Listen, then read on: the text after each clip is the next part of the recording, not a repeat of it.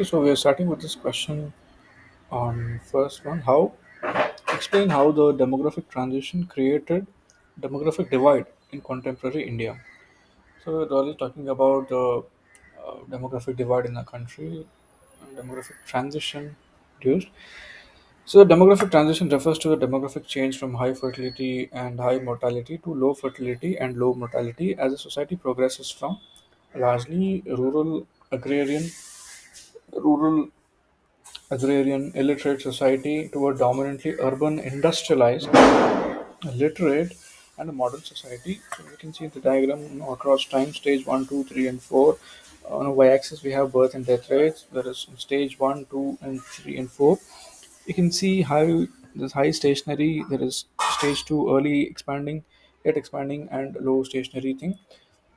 So India has been in demographic transition for nearly 100 years, and it is well manifested in demographic divide, which is a seen, across Indian states. For example, the differential aging population, the northern states with high TFR have there's high proportion of younger population as compared to the southern states, which have a very low birth rate.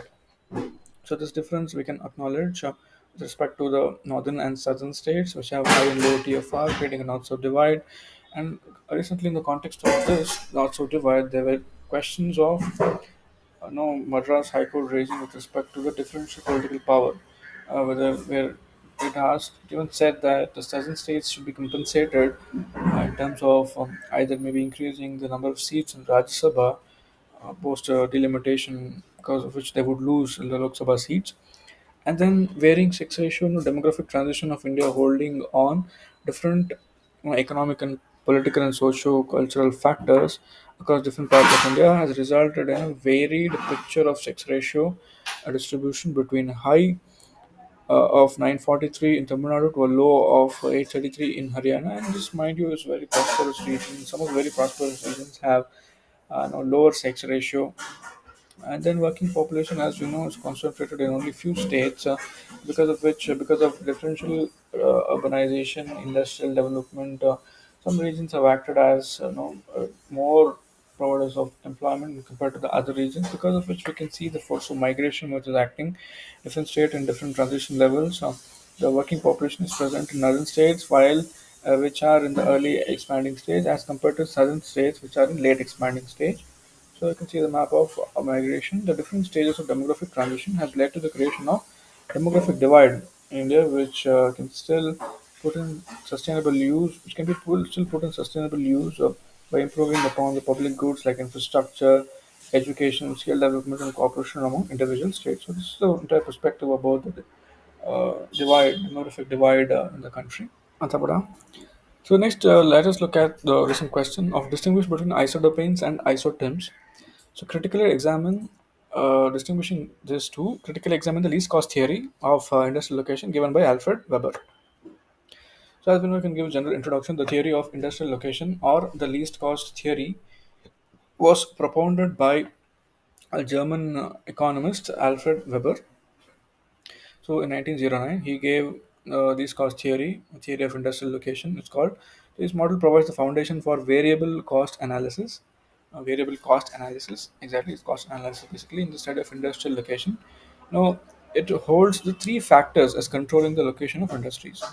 So there are three basic factors which control the location of industry. First is the transportation cost, then it's labor cost, and then it's the influence of industrial agglomeration.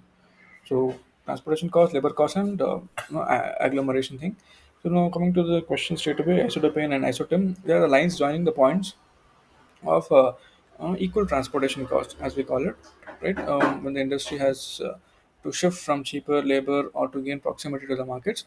So this shifting occurs if the savings were greater than the additional transport costs involved in such a move. So different from each other. They're different from each other in the sense that isoterms are lines joining the points of additional equal transportation cost of raw material to cheap labor center. So again, transportation cost of labor, and isodapane, that lines joining points of additional equal transport cost. So like joining transfer here, I think the point of total additional equal total transportation cost should come up of raw material and the delivery of a final product to the market. So it identifies areas where saving from the labor cost would offset the additional transportation cost. So it's trying to identify areas where savings we have made some savings from labor cost. This would offset the additional transportation cost. Identifies areas where cost of production and supply of finished goods would be same. Price development is basically the total cost. As we see in the diagram here, this is the least wage point, urban R2 market and industrial location. So from here you can observe that as we move away, the cost is increasing like 10, 20, 30, 40, 50, 70, 80, and then 110. So that is the cost. And then coming to the here raw material and here's the market. So we can see differential cost. So isotem no, as cost transportation cost increases, labor cost decreases. That is the what I'm trying to convey. And if you see this diagram here, there's raw material, there's market, and then the dotted line is of isotem for the finished product, and then the non-dotted line is for isotem for the raw material. So isotopane is line joining the sides of equal transportation cost. Area having sides of equal transportation cost. This is the isodopane area basically. So well depicted, and isodopanes and isoterms are therefore important considerations in shifting of industries for saving the cost. So this is one view.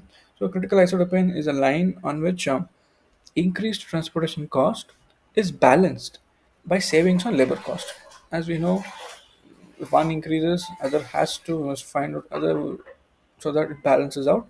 So increase the transportation cost is balanced by savings on the labor cost. So here now we can see the diagram. The a circular line shows critical isodopane. P is the point of least transportation cost, and L is the point of least labor cost. So this is the overall idea. L1, L2 we can say. Then we have certain criticisms of Weber's least cost theory. See, it overemphasized on the role of transport in determining industrial location. For example, as we've seen, he has given three conditions: that is transportation cost, labor cost, and agglomeration. See, overemphasize on transport because, as we know today, transport cost hardly makes up for 8 to 10% of the overall cost. So, he cheaper and faster transport due to rising technology has made the transportation costs a less important factor today. And then certain industries like services and IT, BPO, footloose industries are not dependent on transportation costs at all. So they can be located anywhere. That is the definition of footloose industry, that they can be located at any location. So it means the transportation cost does not matter.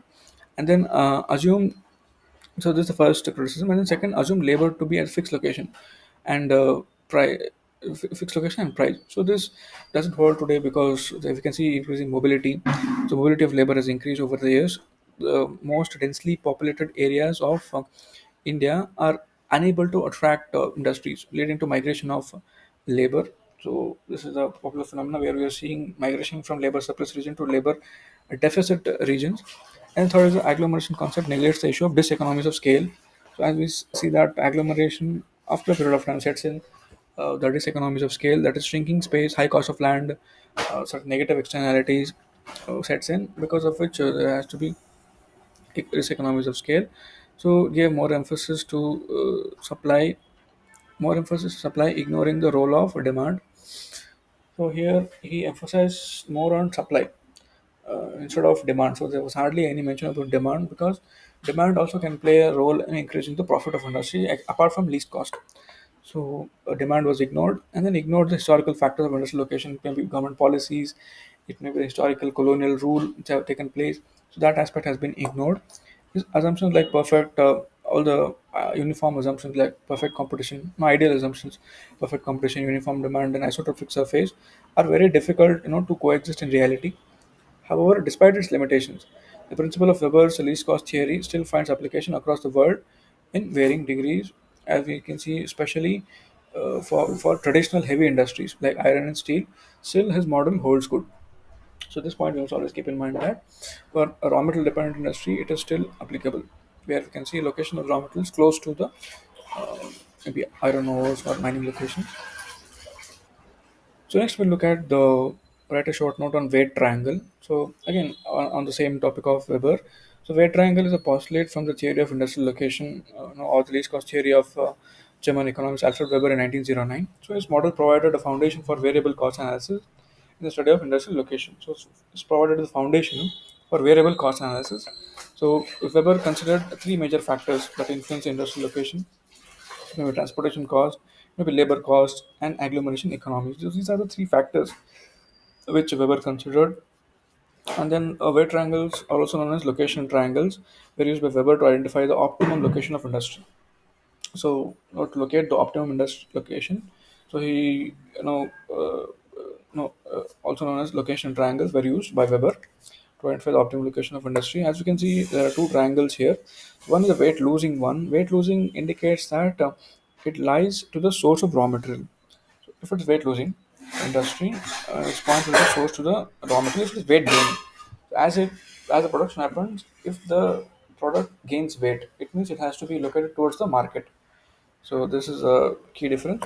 And weight triangles are used when there are two impure raw materials and at a distant marketplace. This is a condition when the weight triangle is used when there are two impure raw materials, and then the location of industry is then decided by taking the weight of raw materials and finished products under consideration. So the location of industry is then decided by taking the weight of raw materials and the finished products under consideration.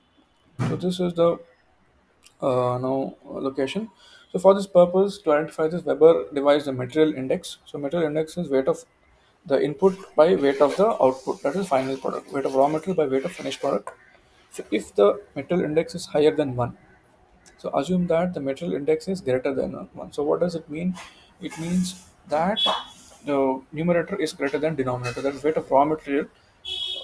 In general, we can say that it's greater than the finished product. So it means it this if the material index is greater than 1, so it is uh, you know the location tends to be near the raw material source.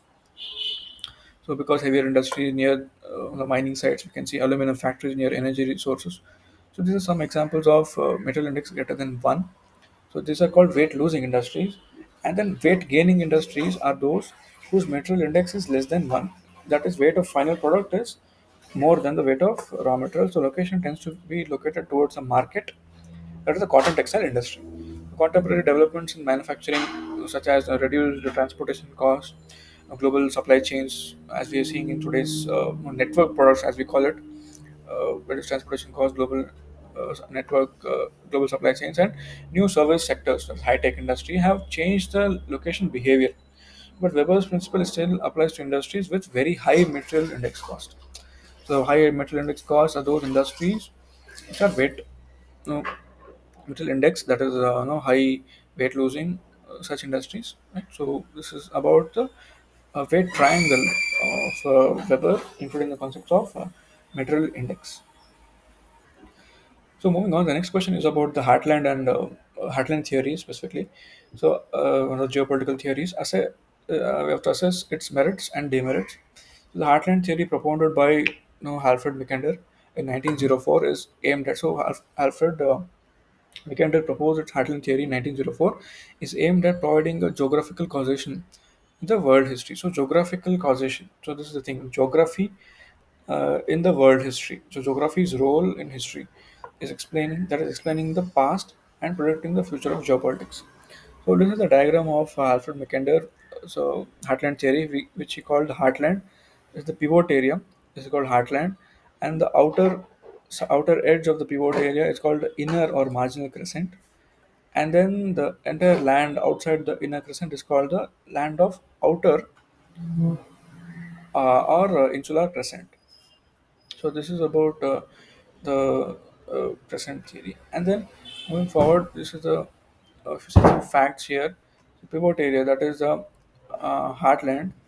So we can see Mackinder proposed Eastern Europe as the pivot area, pivot area. First thing, Eastern Europe as the pivot area, as it holds some of the greatest resources in the world. This was his analogy. The control of this pivot area, that is heartland, was seen as important for the world hegemony. This led to his famous dictum, where he gave that who rules the Eastern Europe. So who rules Eastern Europe controls the heartland. So who rules the heartland controls the world island. Who rules the world island commands the world. So this was his famous dictum. His argument was a counter to the prevailing notion of his times that maritime supremacy alone is sufficient for hegemony. So he tried to counter the narrative by saying that maritime supremacy is not enough to gain hegemony. So this was Mackinder's view. He tried to somehow put land over sea. Mackinder considered the heartland to be the most secured region strategically. That's why it's called the safest place. Steppe grasslands, because it was bordered also by many natural frontiers, such as steppe grasslands between Ural Mountains and the Caspian Sea in the Eastern Europe, provided the only entry to heartland.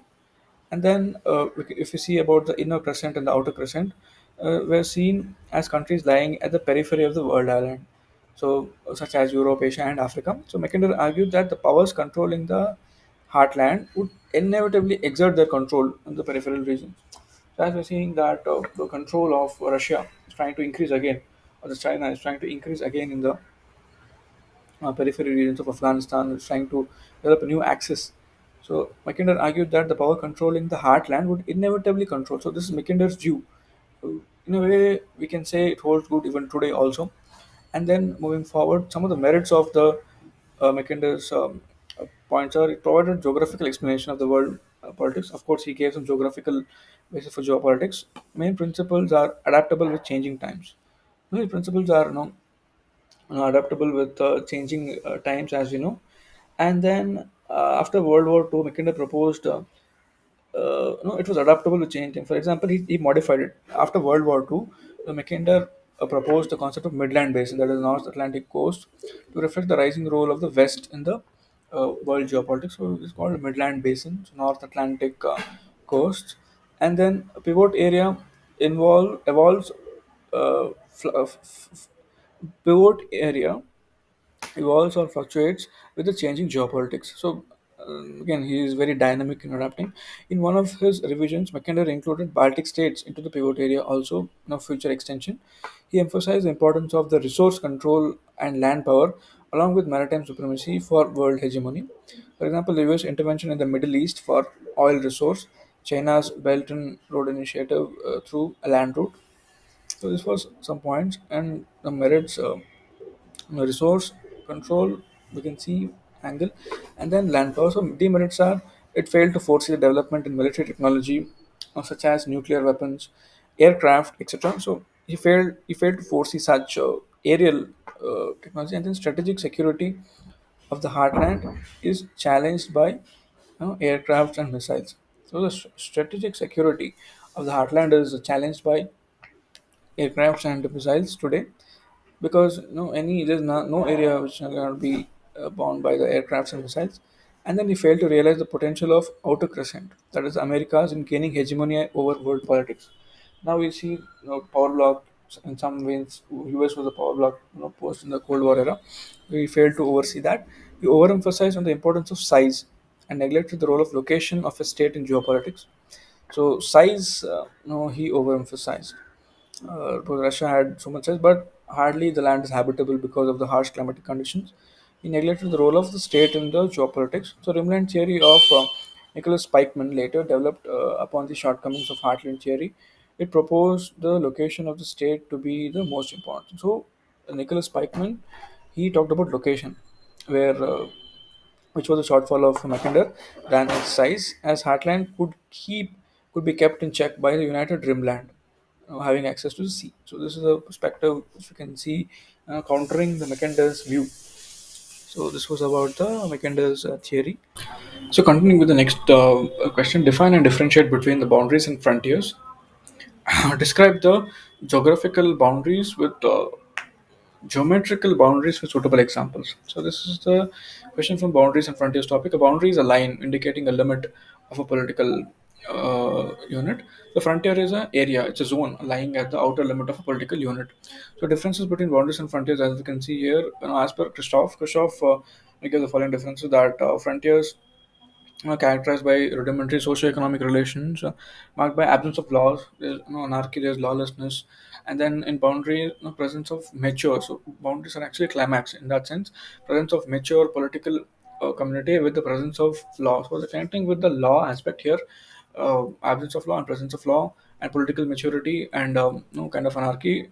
Frontiers are outward oriented, so lives of the frontiermen and interests are different from that of the core area. So that is the culture of the northeast frontier tribes are different from that of the central India. So as we know, because they live in the margins, so their culture, their lives, interests will be different from that of people who are living in the core.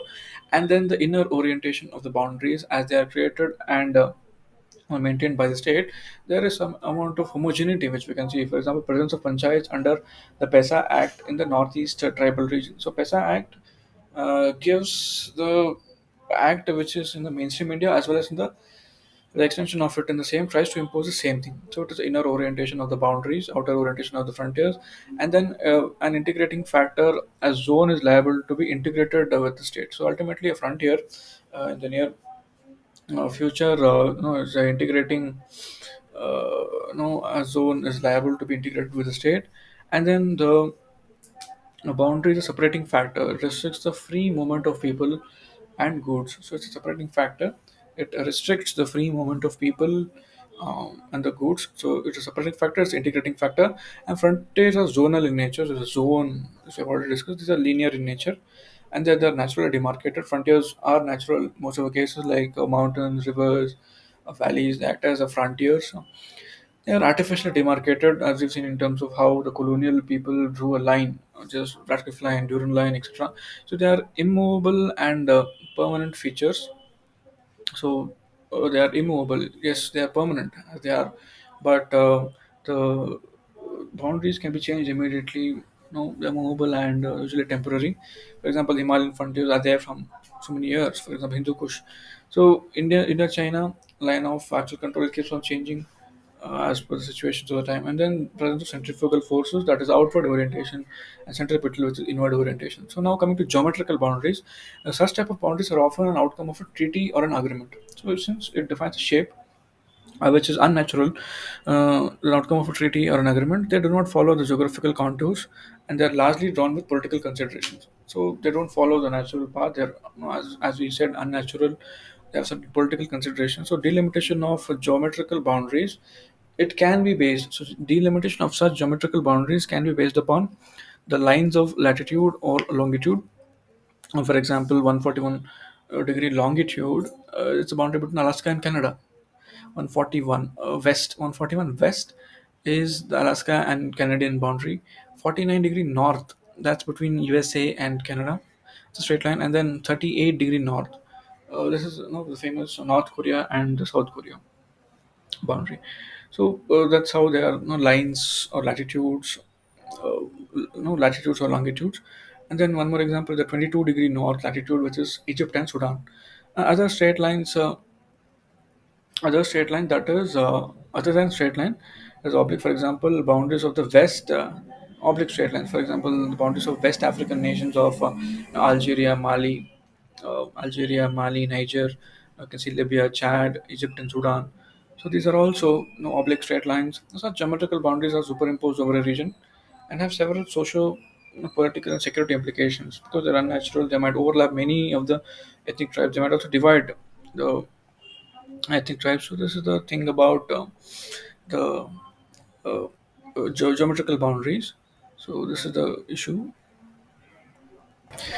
So the next one is again about the relevance of heartland theory in the contemporary world. So as we know that heartland theory was proposed by British geographer Alfred Mackinder in his work The Geographical Pivot of History in 1905. So through his theory, he tried to reinforce the power of land over maritime region. This was his overall view, that he wanted to reinforce the power of land over maritime region. And then coming to the diagram, if you see, this is the pivot area of 1904, where he included largely Russia. This he called Heartland. He extended um, the pivot area by 1919, post recognizing the post First World War situation, and this is called the Rimland. Is also the inner crescent, and then the outer crescent is the Heartland area of Mackinder.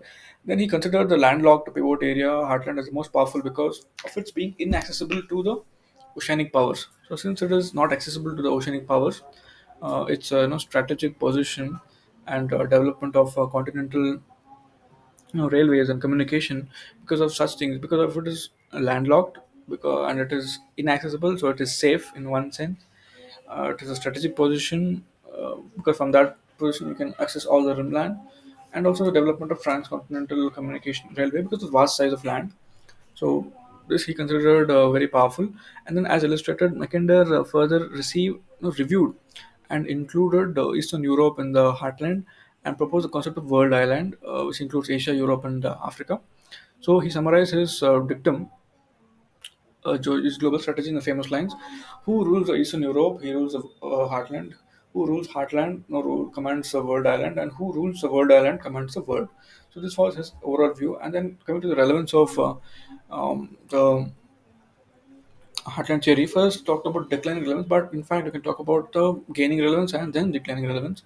However, the question is placed. So, declining relevance is that with the collapse of Soviet Union, as well as Russia's current economic difficulties and limited power projection capabilities, Heartland theory is not as relevant as it used to be in the communist era. So, this is one line connecting the history and current context. But again, it is trying to gain uh, entry into the region because of the exit of US forces from Afghanistan. So with the delegitimization, so now there is no colonialism or imperialism. Now wars are done through proxies. That wars are not done. So with the delegitimization of colonialism and imperialism in today's world order, it's quite impossible that a few countries will emerge and compete with each other for world domination, as was the case when Mackinder postulated his theory in the era of colonialism. But now we can say colonialism is in a disguised form in terms of neoliberalism, where countries are funding it is neoliberalism, economic uh, colonialism or financial colonialism in one sense we can say. And then advent of nuclear and intercontinental ballistic missiles. So this has changed, the Heartland theory, an argument of safe landscape, because he called it strategic, safe, inaccessible. So with the emergence of are bounded by natural barriers throughout is critically diluted because of the emergence of such ballistic missiles and aircrafts, due to rising importance of air power, even the emergence of space wars, satellite technology, missiles, where every region is being tracked and monitored. And then coming to the China factor, today's geopolitics is witnessing the rise of China as an economic superhouse and is seriously being monitored by the Western powers, especially the US. So this is again showing that there is a declining relevance of the heartland, and the rimland countries are gaining relevance, and Indo-Pacific is also gaining prominence in today's context. Today we are witnessing a complex power dynamics unfolding in Indonesian region and rising importance given by global powers to it. So, for example, the German Indo-Pacific policy, USA focus on Indo-Pacific, emergence of Quad, etc. So we're seeing many developments which are happening in the Rimland in the Pacific region, and also the with the U.S. withdrawal from Afghanistan, yes, we are trying to see a new geopolitics which is emerging in the region. For example, on one hand we have the Russia, Iran, China, and Pakistan nexus. On the other hand, we have India, EU, Europe, India, European powers, USA, and the Quad trying to align in one. So there is a the changing geopolitics because of the developments in Afghanistan. And then there's role of geoeconomics also.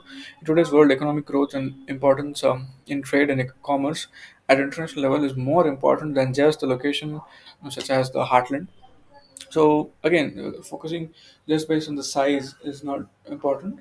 So we have to focus on the economic might also. This is the thing. So moving forward, but still they are still relevant in the contemporary world. This can be said, because of the rising importance of Arctic region. So Arctic, is gaining prominence with growing competition for resources, and Russia's proximity to the Arctic. And also, climate change is expected to melt down the Arctic and make the region more habitable.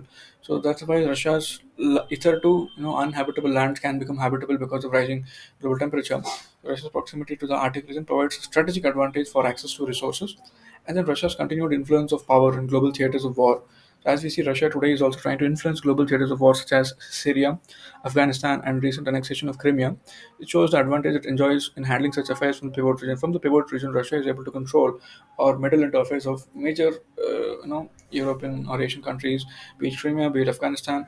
So it will be the first one to intervene in any such matters, and also having the being a on the Chinese side also facilitates Russia's maneuvers in this region. So Rimland, influence is rising, and India, China, and Asian century, and we call this 21st century as Asian century because of the two Asian giants, so-called first China and then India. So this is the diagram which shows that there's Arctic region, and also talking about the Silk Route. There is polar Silk Route also, which you can imagine China is trying to put across, and also about the reviving of the Chinese Silk Road, old one. So this is about it. And then nevertheless, Mackinder laid the foundation for geopolitical geostrategic theories. If you have to compliment Mackinder, that he laid the foundation. He was the first one to lay foundation for the geostrategic theories, which inspired various geographers across the world to study geostrategic and political geography. This is the overall contribution of that person to the subject itself. So next, the theory question is about is on the growth pull theory. So growth is not uniform in different places. Critically examine the statement in the context of growth pull theory. As we know, the growth is not uniform. It is present in some clusters, etc. So a growth pull refers to the concentration. There's certain concentration of highly innovative, technologically advanced industries that stimulate the economic development in linked businesses and industries. So this is about a growth pole. It acts as a magnet. It acts as a growth engine. So that's a growth pole. There's concentration of highly innovative and technically advanced industries that stimulate the economic development, linked businesses and industries. A French economist, this is the background where French economist Peru in 1950, based on Schumpeterian theory of development and theory of inter-industrial linkages. So Francois Peru in 1950, based on Schumpeterian theory of development and theory of inter-industrial linkages. And industrial interdependence, because of those linkages, there should be interdependence. Gave the concept of growth pole in 1950. Francois Peru gave this concept. So according to Peru, growth does not appear everywhere, and it does not appear everywhere and all at once. That was the key line of thought, that growth does not appear everywhere and does not happen all at once. It appears in points or poles with variable intensities. So this again, it is variable. It is not uniform. That is the core point of the question. It spreads along diverse channels and with varying terminal effects. There is no uniformity of growth. This is the concept of Peru, which is trying to propose. So there is very little terminal effect to the whole economy. So again, summing up the point that it's not uniform. If you look at the statement, growth is not uniform in different places. So exactly hitting to that, he's talking from all aspects. Growth does not appear everywhere and all at once. It appears in points or development poles with varying intensities, and it spreads along diverse channels and with varying terminal effects to the whole economy. This is about Peru's view. It is related to Peru's idea of an economic space as a field, a force consisting of centers from which centrifugal forces emanate, that is outward forces, and to which the centripetal forces are attracted. So there are two things which are getting attracted, and so each center, being a center of attraction and repulsion, has its proper field, which is set in the field of other centers. So this is what Peru is trying to tell. As you can see the diagram, there is the core industry acting as a growth pole, and there are certain linked industries, and there are secondary industries, and these linked industries are getting connected to the growth pole with some linkages. So as we can see, this is a first growth pole, one growth pole. So in a growth pole, you have a core industry, you have secondary industry, you have linked industry, and then in the secondary growth pole again, which is smaller comparatively, it also has a core industry and a linked industry. So this is the overall region, we can say, which has two primary growth pole and secondary growth pole in one sense. And coming to the basic assumption of growth pole theory is that human activities must cluster. So this is the point, that why it can be uniform is because human activities must cluster. Why it has to cluster? To reach the economies of scale. Once the scale is achieved, scale is reached for efficiency and such things, then clustering will create problem. Post the clustering happening, clustering creates social problems. So economies of scale will ultimately lead to the diseconomies of scale, maybe congestion, some negative externalities, a spatial imbalance, or the rise of cost, pollution, and such things. So negative externalities will set in. It will create social problems, because of which there's policy intervention needed to generate more growth foci. So growth pole will try to be reduced and focus on other secondary clusters such as growth foci. So this is about the concept of growth pole. And then the object of the growth pole theory, as we see, is Perrox in his attempt to understand the modern process of economic development. He discovered that growth does not appear everywhere at the same time. So as we know that growth does not appear everywhere at the same time. This is what his postulate was. Growth does not appear everywhere at the same time. It manifests in poles of growth. It spreads by different channels with varying terminal effects on the economy as a whole. So creates varying impacts along the terminal. This is the idea. That's the basic idea of why you can say growth is not uniform. And then the basis of Perrow's theory was first the Schumpeterian theory of development. So development occurs in discontinuous spurts. This was the idea from Schumpeter, which he took. And then the theory of inter-industrial linkages and industrial interdependence. So this creates backward and forward linkages, as we've seen. And then there's a dynamic propulsive industry and leading propulsive industry. So dynamic propulsive industry and leading propulsive industry. See, leading is one which has leads in technology. So it has high advanced technology, managerial expertise. So it is leading in certain sphere. That's why it's called leading propulsive industry. It has high income elasticity of demand, and then creates local multiplier effects, strong inter-industry linkages with other sectors. So as usual, and dynamic propulsive industry is relatively larger one. It has the ability to innovate also along its progress. It is a fast-growing sector. It has high quality and intensity of interrelation with other sectors. So this is about dynamic propulsive and leading propulsive industry. And then as we see in this diagram, there's growth pole, there is growth center, and this growth point. All these will be connected through forward and backward linkages, creating a system of interdependence among industries.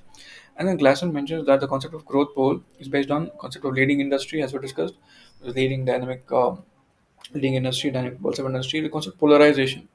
Polarization is what? Polarization and the concept of spread effect. These three concepts is what Glasson mentions about the concept of growth pole. Polarization and spread effect is a new thing. Leading industry we already know. Now coming to the polarization, growth pole documents concentration of a growth pole theory documents the contribution of polarization to the development of poles. So why there is polarization? It is because of some natural reasons as well as some um, and artificial reasons also. For example, geography. So some geographical locations are naturally advantageous, so that makes the region more favorable for the development of forest development. And then there's psychological reasons also. There may be income oriented reasons, and there are certain technological and technical reasons why polarization, types of polarization can occur. And then the spread effect is because once there is polarization, this will lead to economic polarization, will lead to geographical polarization.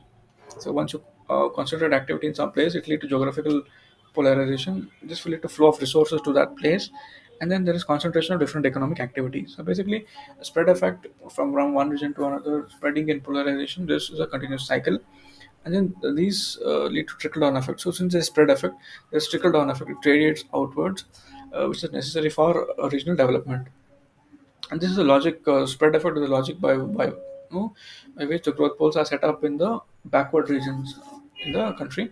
And then the effectiveness of this theory for regional planning, if you see, according to Glasson, the growth pole and growth center theory is attractive as a policy tool for the following reasons. It tends to be an efficient way of generating growth. So growth pole is efficient because you know that sure shot that it's an efficient way of generating growth and subsequent development in the surrounding region due to its inherent nature of clustering, agglomeration economies, also talked about by Weber. And then the concentration of function in a specific location reduces the cost of its investment. Again, aspect of least cost, emphasis by Weber also we can say, because there's concentration of function in a specific location, it reduces the cost of investment. And then spread effects of outgrowth, spread effects out of the growth poles will help to resolve the problems of less developed area. So this will help to solve the problems of less developed area. This is what we can tell overall about this fact. And then coming to the criticism of this theory, as we see, the first problem is identification, selection of the growth pole. So for example, how will you select a site for growth pole? If an independent or arbitrary decision is made, the resource base may not be sustainable. So if you develop growth poles in a region where resources are not there, it might not be able to sustain, or because of other reasons such as high transportation cost or high labor cost, it might not be sustainable in the long run. The selection of growth pole is motivated by political considerations and may not be sustainable. So for example, you can take the example of Assam's Bongaigaon and then Baroni. So these have created new socio-ecological problems because of being selected for political considerations. And it is not necessary that growth poles and growth centers may remove the regional inequalities also. So we must remember the fact that they might not also necessarily remove the inequalities as envisaged, the objective which we place them. For example, the impact of Bilai and Rourkela can hardly be seen in the tribal areas of Chhattisgarh and Odisha. They still continue to remain backward and affected by left-wing extremism in one sense, we can say. So Rourkela, Bilai, as we see, and the regions of tribal areas, they remain backward. So the problems of appropriate span over which to judge the success or failure. So how do you judge whether a growth pole is successful or not? For example, how much time you can take? 25 years. It may be too long in any social political system to judge whether such a growth pole has been successful. So the efficacy of growth pole, the concept to judge itself, since it is so long, it's very difficult in that sense. So conclusion is that the success and failure of growth pole depends upon the extent of resource availability. Definitely, resource first it should be available, and the productive demands of the society. So both have to go hand in hand. The growth pole needs to be planned with a holistic concept of development, there has to be certain holistic concept of development, else it may create new socio-economic and ecological problems and may not be helpful in removing regional inequalities as envisaged in the first place. So this was the overall perspective about the growth pole theory.